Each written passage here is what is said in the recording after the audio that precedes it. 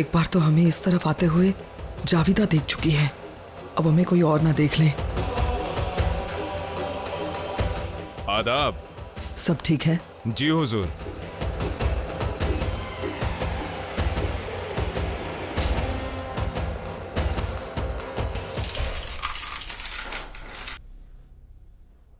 कुछ खाया इसने? नहीं हुजूर, पानी तक नहीं पिया।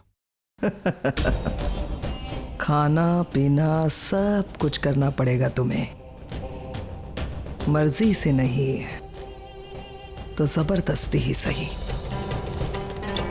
जब तक हमारा काम खत्म नहीं होता, जब तक हम अपनी मंजिल तक नहीं पहुंचते, तुम्हें मौत तक नसीब नहीं होने देंगे हम। अपने इरादों को मंजिल तक पहुंचाने के लिए हम किसी भी हद तक जा सकते हैं। फरमान।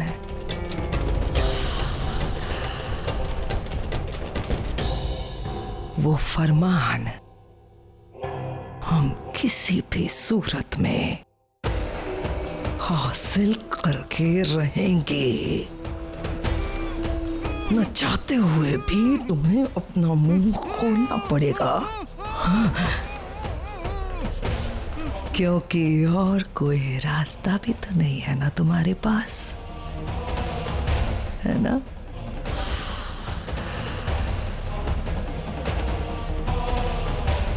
नजर रखना इस पे। जी हुजूर।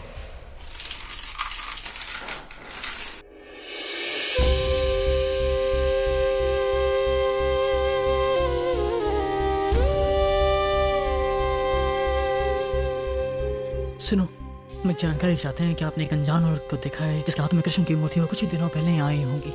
नहीं,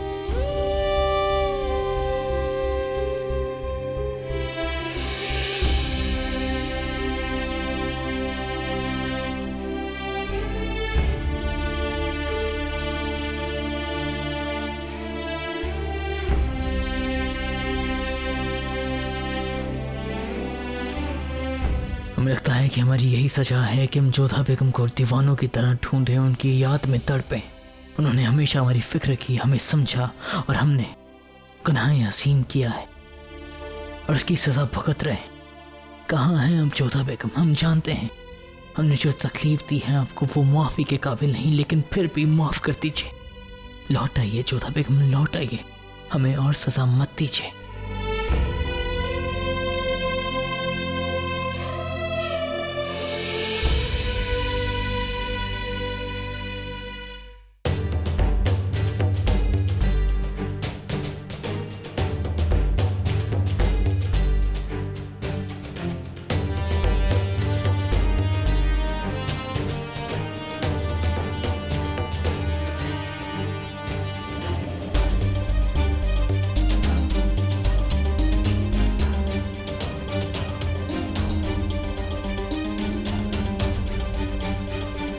सुनो महन जी, हमें आपकी मदद चाहिए। जी कहिए, हम आपकी क्या सहायता कर सकते हैं?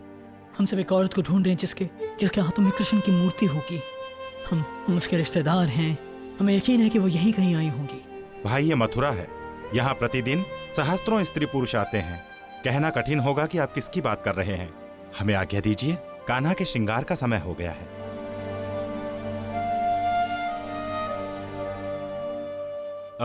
सुनिए जी। देखिए, यहाँ मंदिर के आसपास महिला आश्रम और धर्मशालाएं हैं, वहां पर जाकर आप खोज लीजिए। कदाचित आपको वहां पर वो मिल जाए जिसे आप ढूंढ रहे हैं। और द्वार के दाहिने तरफ कुछ दूर जाने पर ही आश्रम प्रारंभ हो जाते हैं। जी धन्यवाद।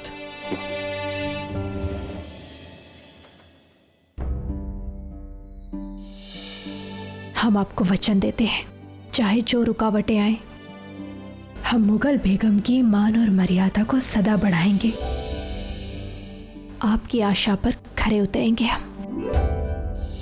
जोधा बेटा, तुम कहाँ चली गई हो? जब से तुम गई हो हमें एक पल सुकून नहीं है। हम जानते हैं जलाल ने तुम्हारे दिल को ठेस पहुंचाई है, मगर हमें क्यों सजा दी तुमने? तुम्हें अपनी औलाद माना है हमने, मगर तुमने अपनी अम्मी जान के बारे में नहीं सोचा। क्यों? आदाब मलिका आजम, अदगा साहब तशरीफ लाए हैं, आपसे मिलने की इजाजत चाहते हैं। उन्हें बाइज्जत अंदर ले आओ।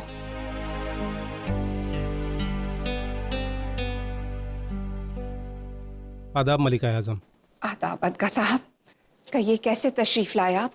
आपको तकलीफ देने के लिए मुआफ़ी चाहेंगे, मगर बात ही कुछ ऐसी थी कि आपके सामने आना ज़रूरी हो गया हमें। ऐसा क्या मसला आन पड़ा? हुजूर, खजाने के हिसाब में कुछ गड़बड़ है, समझ नहीं आता कि कैसे कहें आपसे। ऐसा क्या हो गया अदगा साहब? आप बेफिक्र होकर कहिए। हुजूर, जजिया और बाकी के तमाम महसूलात और लगान के हिसाब में गड़बड़ है।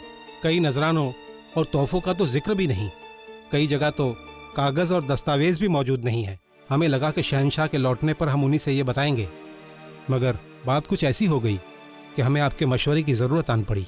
अदगा साहब, जलाल ने आपको ये जिम्मेदारी दी है तो बेफिक्र होकर कार्रवाई कीजिए। चाहे तो महामंगा से मदद ले लीजिए, वो सही सलाह देकर आपकी मदद करेंगी।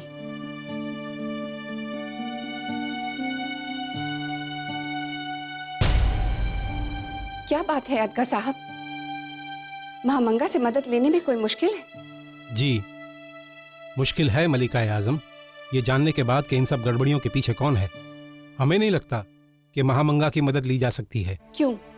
ऐसा कौन है जिसके बारे में महामंगा से मसलत नहीं की जा सकती? आदम खान। क्या?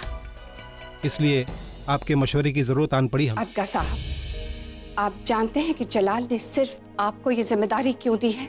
क्योंकि जलाल आपकी वफादारी और ईमानदारी की बेहद कदर करते हैं। आप अपनी जिम्मेदारी निभाइए अदगा साहब। अगर आदम खान की जगह हम भी होते तो आपको अपना फर्ज निभाना चाहिए था। नाम से फर्ज नहीं बदला करते अदगा साहब, गुनहगार गुनहगार ही रहता है। जलाल आप पर पूरा यकीन रखते हैं, इसलिए आपको जो मुनासिब लगे वही कीजिए। हमें पूरी उम्मीद है कि जलाल आपके हर फैसले को इज्जत देंगे। शुक्रिया मलिका आजम, आपके इस मशवरे के लिए हम आपके शुक्रगुजार रहेंगे। आदाब।